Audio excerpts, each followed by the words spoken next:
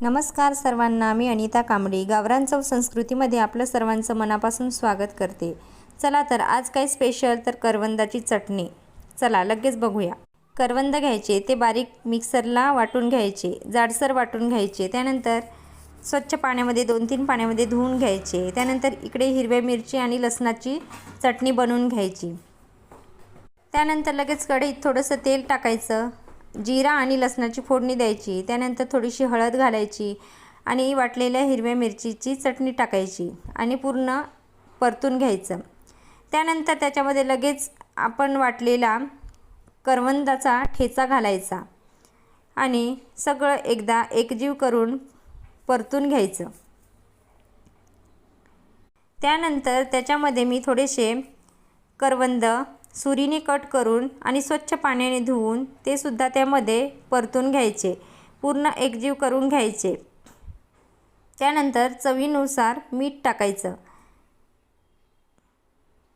आणि परत एकदा परतून घ्यायचं। आणि बघू शकता झाकण न ठेवता किती छान पद्धतीने ठेचा झालेला आहे। ठेचा असला की तांदळाची भाकरी आलीच पाहिजे। मग काय, लगेचच मी तांदळाची भाकरी करायला घेतली आणि एका गॅसवरती मी उडदाचं वरण शिजवत ठेवलं। त्यानंतर गॅसवरती तवा ठेवला, तांदळाचं पीठ चांगलं मऊ मळून घेतलं।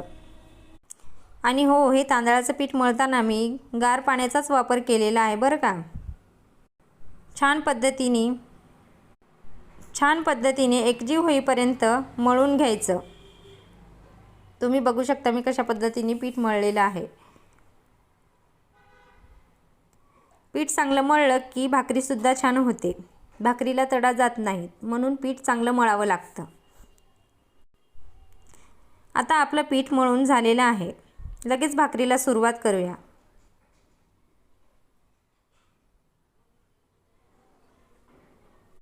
तांदळाची भाकरी सांगितली की मुलांना खूप आवडते। मग काय, आजचा मेनू आमच्या दीदीसाठी सरप्राईजच होता। सकाळी उठल्यानंतर तिला सरप्राईज द्यायचं होतं। हे काय बघू शकता तुम्ही, किती छान पद्धतीने मस्त भाकरी होते, नाही तडा जात नाही, काहीच नाही। अशीच गोल गोल थापून घ्यायची भाकरी। तोपर्यंत गॅसवरती तवासुद्धा तापत आहे। मग काय, भाकरी झाली की लगेच शेकायला घ्यायची।